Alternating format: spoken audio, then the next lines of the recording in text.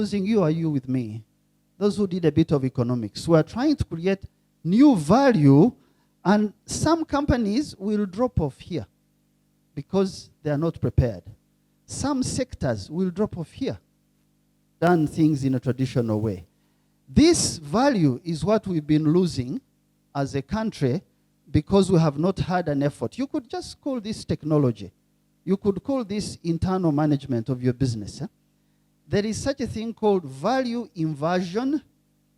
If a company or a country is not, you make roads, you make everything, then you get to a stage, go down because you don't have the hands that push you. Are we together? So I don't want to lose this value, and this is why, for me, I am looking for, if I come back there, I have now known that when you wake up as a business, you want to focus on your product. I'm sure if you ask Amos of Beef, it's to focus on the product. What's my product today? Do I have the ribeye steak? You know what? Product. He also wants to focus on a customer. I am speaking to business people, so this language you understand, right? Language is what shapes culture. We don't have a language to selling in other countries as a country. We are not built to compete. Businesses don't have the lingua franca which shapes the neurons of the mind to create pathways to sell. That's why we're not getting there. And that's why you hear disruptive. I think they're trying to use this word on me now, the disruptive journey, because we are saying, no, not business as usual. We can't open a market and then we look back. So this man called Amos Tindiewa, who I'm using as an example, this is his focus. Maybe he will also focus on how he executes. Execution is internal. How my staff, my people, my money, how am I built to do this? This is what I have discovered. You can be good with a product, you can be okay with a customer, but there's another thing you are not touching called alignment. When a country is not aligned with another market and sectors, you are lying yourself as Nelson or as Amos that you will sell coffee or beef alone. How do you create alignment? So you take the Ministry of Agriculture. They need to inspect the sources of these products. They need to certify them. You need to speak to Ministry of Trade. They need to tell you what bilateral agreement was signed on a particular product and what are the terms and conditions for you to get in. You need to speak to Ministry of Finance. Why do you have taxes on roasters, yet you want to encourage roasting to sell outside? You need to speak to Ministry of Why are you flying Explore Uganda, but Uganda Airlines and Uganda Air Cargo are not connected to this? Alignment creates an ecosystem. This is what I have learned really in the last, I think they asked me a journey of 12. I'm not here to tell you we have gained this. Okay, there are some lessons I have learned. If you don't work within an ecosystem, if you're not aligned with institutions of government, but also not having internal sector alignment, and you are me, myself, and I as a company fail. Without a functioning banana sector, coffee sector, tourism sector, the leadership that addresses challenges that the other side, the other side is asking you for some things. The customer, who you wake up thinking about, determines the ecosystem. And if one person in the ecosystem fails us, it could be at Entebbe Airport, like I had the gentleman there say, there's a cartel. You've done everything up to Entebbe, boom. One person in the ecosystem fails you, you fail. So what we're trying to build, we want the value add. That little graph I drew here, what we're trying to create, this little area, if you pass that round circle I drew there and you survive, you'll be a different business, you'll be a different sector. If you allow PASAID to make interventions in those sectors, in those businesses. Shoop, we will create that value. So, an interactive way is this. So, you create a hub. What's the purpose of a hub? It's mental permanence. When the people wake up in the morning in Belgrade now, you go check the story of Uganda in Belgrade. There is more awareness about this strange country. And where is the hub? So when they wake up to work, where the hub is, they want to take coffee. When they take coffee inside, there'll be a screen showing Rwenzori and snow caps at the equator. You're creating a sense of permanence. So yesterday, Cheptegei won the, who knows? You might find some people don't know. Joshua won the third gold, right? Do you know who was the first to send congratulations? President Alexander Vucic of Serbia. That's how Uganda is now known in that country. So what have I had Uganda? You took the president to open a shop. And now they have a shop. So if you don't know and you are not adding value, ask questions. Because we are very intentional what we do. We do it because we are so tired of the old song. And we would rather do a few things and focus on them, whether you like our face or hate our face, whatever. I don't care. Because in 2062, I will be 93. By God's grace, I will have grandchildren. They will not ask me who liked my face. No. They say, when Uganda was failing, Grandpa, what were you doing? I will say, I was on the road. I did some work. That would be my answer. That should be the answer for your business, for your sector, for our government institutions. So, permanence and product availability, that's why you see Brenda telling you, let's do more for those companies. Let us deal with how do I get in this hub? I am aware there are 3 Serbians now in town doing market intel to see which products can be in this hub, what can they relate with. I have not met them. I don't want to meet them. I am not interested in meeting them. They should meet you and ask independent questions.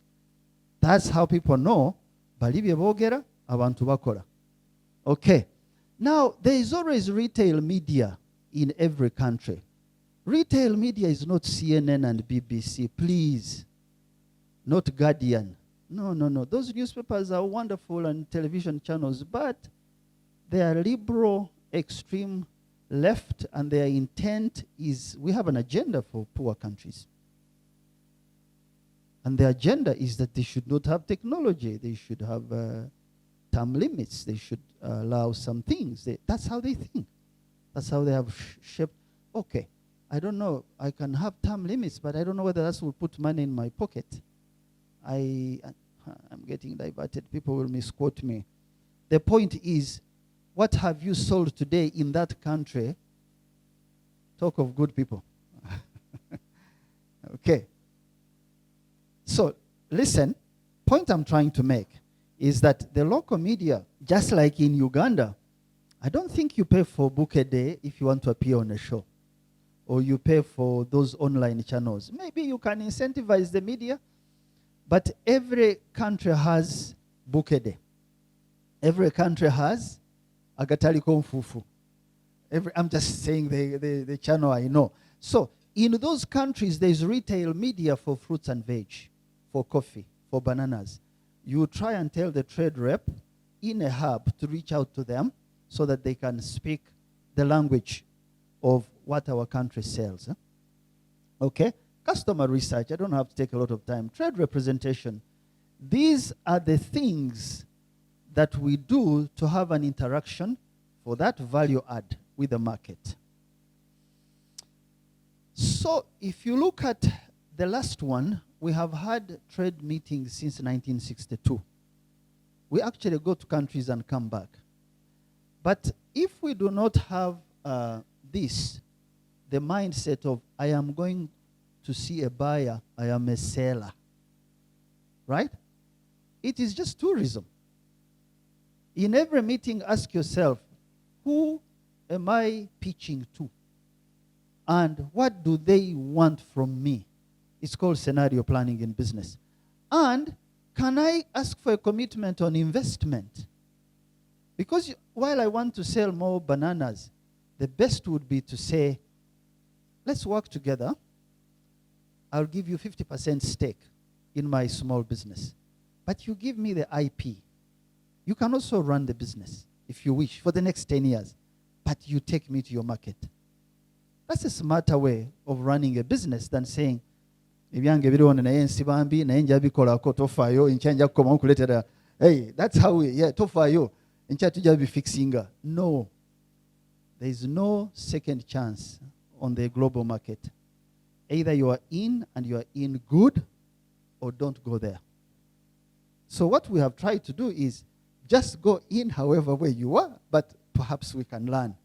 Because Neziko Korimagarichi, those of you who speak Luganda, you understand what I mean. So that's the market. The second one is the food safety issue and our products not having a standard. We think this is a major issue, and if we are making any value add here, that space is what I want to occupy. Okay? So standards, number one, comply with laws and regulations. Some of those laws and regulations are not available. I accept that. They haven't been there, but there's some work going on. And tomorrow we'll have another meeting with the Minister for Agriculture on the question of this, the last one. Because we really need one agency that can talk crop health, right? Animal health. Feeds for animals, for fish, health. Food safety, because all those things are food, right? Why are they in too many places and really not getting the impact we need? Can I not have scientists do their job, but have corporate governance sorted? If I sort out corporate governance and I arrive in the room and I'm the ombudsman, I can speak for Uganda at all levels in terms of a food agency. So these are the things. I'm taking a lot of time. These are things that we are learning that we have to do as value add in order for us to make sense for the revenue of tomorrow. So that's number two. I think number three is this. So if a business, you see, I said Amos is focused on products.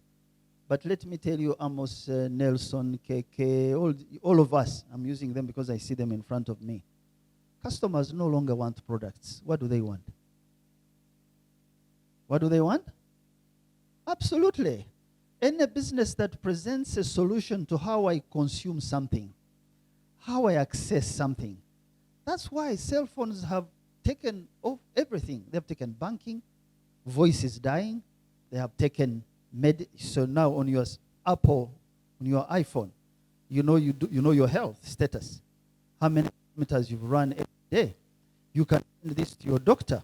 The doctor can do it.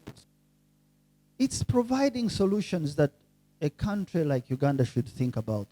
An institution that just says, I am, but I provide, has no right to exist. And I can tell you many young people I interact with are looking for, what do you have for me if I have to do something? If they don't find those solutions, they move to the neighborhood. If I don't find a functioning lab, what will I do? I'll take my samples to Nairobi. Isn't that happening in our country? If I can't find a certifying agency, I'll go to UK.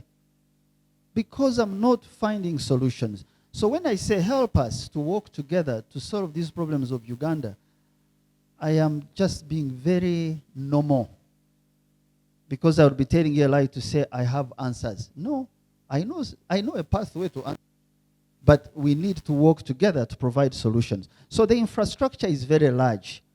We can't manage it alone. So what we're doing is look at labs, airports, aerodromes, vessels, warehouses. You had people asking about how much storage capacity you have in the country. How much refrigeration do you have?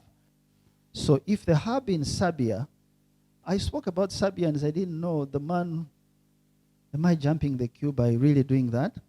Is that okay, Brenda, to do? Huh? Because I have a man in the room who is a celebrated restaurateur. Is that how they call them? Like guy who really knows 177 coffee blends and how to serve them. And he's the man running the trade hub, the cafe section of that trade hub. He's here. I am sure he will tell you, Chef Philippe, because we met a man called Chef Philippe, who opened avocado of Serbia, of other countries, and avocado of Uganda, and presented them. One was so huge, another one was small. Obviously, Hass avocado is good. I want it. But I don't want to kill a cultural asset called the other bigger one, you know? We could find a way to keep it and not let it die. That's part of strategic thinking. Now, but when Chef Philippe opened these avocados, he said, man, how do I guarantee supply of these? So me, I was thinking refrigeration, packaging, all those things are not there in our country. They are not there very well. We have to be honest with each other. And the KK is here. He knows how some products landed in Serbia the day before the launch. I still have pictures. So these people are brothers. They will not hold me accountable because they know. So when we say infrastructure, we are thinking of things like that.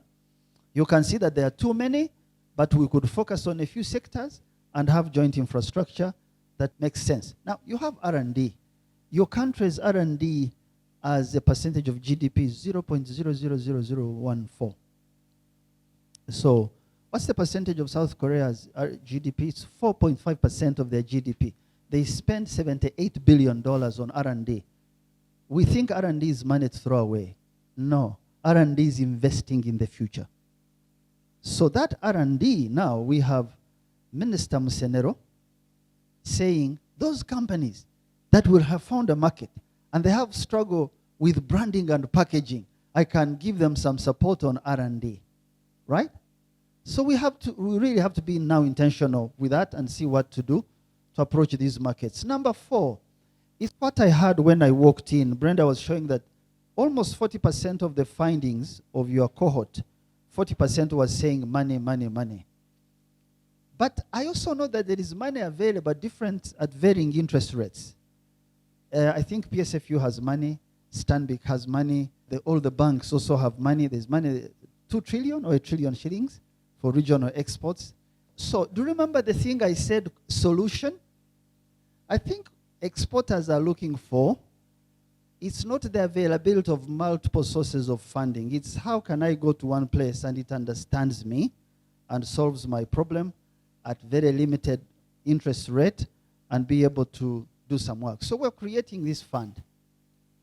And the way we create it is that we don't have money, so we look for public and private institutions.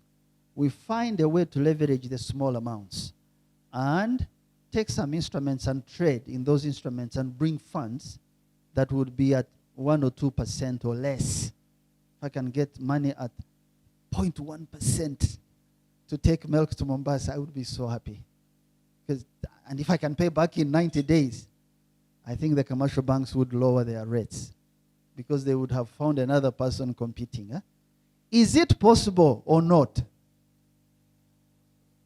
Do you think we can do it or not? When I walked in, there was a young man who was saying, I am the person I've been waiting for to solve Uganda's exports. Now, when I ask you, you're silent.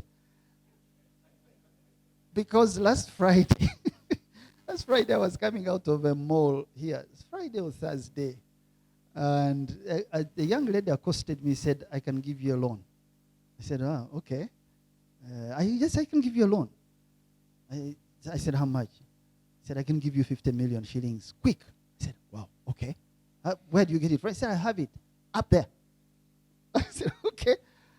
Okay, so what do you require from me? Your car key and your... Okay. So it's okay. So I said, okay, I want the money. I was just dressed. I want the money. So she gave me her card. She said, you want it this evening or tomorrow? I want it this evening. So she said, okay. I said, okay, so what's the interest I have to pay? He said, if you borrow it for a year, it's kind of 48%, right? If you want it for 6 months, it's double that. But I can give you more. Okay. So it tells you that there is failure somewhere to provide solutions, and the dark market is providing solutions at exorbitant. So shouldn't we think around how to structure that as a country, especially as exporters, and lower this and make money is available, but there's a way it's not handled in a manner that can give us good leverage. Okay? So we are trying to hire. So I don't want to mention names, but we're really trying out people who have worked with international banks and those who have not, so that we see if we can get a good fund manager, a set of managers to see how do you structure this. Because organization is part of the pitch. If you are not organized, you will not leverage the amounts you have done. Thank you very much. God bless you. I'd like to hear from you. Please email us at info@tapmedia.com and visit our website at www.tapmedia.com. You can also visit our offices located at Tomosi Business Park, Luzira, Port Bell Road, or call 0414 220 702. Thank you.